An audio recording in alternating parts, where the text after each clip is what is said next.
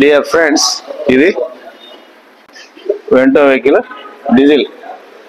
అయితే ఇందులో customer complaint అంటే గేర్స్ పడట్లేదు, బండి పికప్ లేదు. బండి పికప్ లేదు అంటే ఏ విధంగా లేదు సార్. ఇది ఫస్ట్ గేర్లో కూడా 5 కిలోమీటర్ స్పీడ్ కూడా పోవట్లేదు. అంత క్లచ్ పెట్ మొత్తం డ్యామేజ్ అయింది. క్లచ్ పెట్ ఏ విధంగా డ్యామేజ్ అయిందో మీకు చూపిస్తాను. ఇది క్లచ్ పెట్, ఇది లైనింగ్, కానీ ఇటువైపు లైనింగే లేదు. మొత్తం రివిట్స్ మొత్తం బయటకు వచ్చేసి మెటల్ ప్లేట్ బయటకు వచ్చింది. ఈ విధంగా డ్యామేజ్ అయింది. అందుకే ఈ ప్రెజర్ ప్లేట్ కూడా స్క్రాచెస్ వచ్చినాయి. అదేవిధంగా ఫ్లై వీల్ కూడా స్క్రాచెస్ వచ్చినాయి. అయితే నేను చెప్పొచ్చేది ఏంటంటే, ఎప్పుడైనా సరే క్లచ్ ప్లేట్ కొంచెం స్లిప్ అవుతున్నప్పుడు, కొద్దిగా ఎత్తుగడలు ఎక్కినప్పుడు మీరు అర్థం చేసుకోవాలి ఇది క్లచ్ ప్లేట్ డ్యామేజ్ అయిపోయింది, లాస్ట్లో ఉందని తెలుసుకోవాలి. అప్పుడు మీరు వచ్చినట్టయితే ఇది కొత్త క్లచ్ ప్లేట్. ఇది చూడండి థిక్నెస్ ఎంత ఉందో. ఇదొక లైనింగ్, ఇదొక లైనింగ్, మధ్యలో ప్లేట్.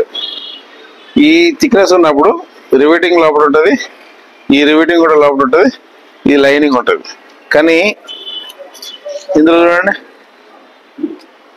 అసలు లైనింగ్ అనేదే లేదు, మొత్తం మెటల్ ప్లేట్ బయటకు వచ్చింది. ఇంతవరకు నడిపేసరికి ఏమైందంటే ఫ్లై వీల్ కూడా డ్యామేజ్ అయింది. మెరుగుపోతా ఫ్లై వీల్ కూడా డ్యామేజ్ అయింది. మీరు నార్మల్ క్లచ్ ప్లేట్ వేసినప్పుడు clutch plate, pressure plate, release bearing, ఈ 3 ఐటమ్స్ కంపల్సరీ ఏ టెక్నీషియన్ అయినా తప్పనిసరి వేస్తాడు. కానీ ఈ కేసులో ఫ్లై వీల్ కూడా వేయాల్సి వచ్చింది. ఎందుకు అంటే ఓనర్ తీసుకురావడం కొంచెం లేట్ చేసింది. లేట్ చేయడం వల్ల మీకు ఫ్లై వీల్ కూడా డ్యామేజ్ అయింది. ఇన్ టైంలో తీసుకొచ్చినట్టయితే ఫ్లై వీల్ డ్యామేజ్ కాదు, అది మీకు సేవ్ అయ్యేది. ఇప్పుడు ఈ clutch plate, pressure plate, release bearing రమారమి ఒక 8,000, 8,500 ఉంది అనుకోండి.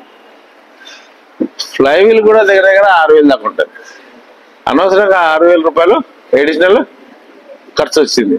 అందుకోసమే మీరు ఎప్పుడైనా సరే క్లచ్ ప్రాబ్లం ఉన్నప్పుడు ముందుగానే మీకు తెలిసిపోద్ది క్లచ్ పికప్ లేదు అని, క్లచ్ పెట్టిపోతుందని.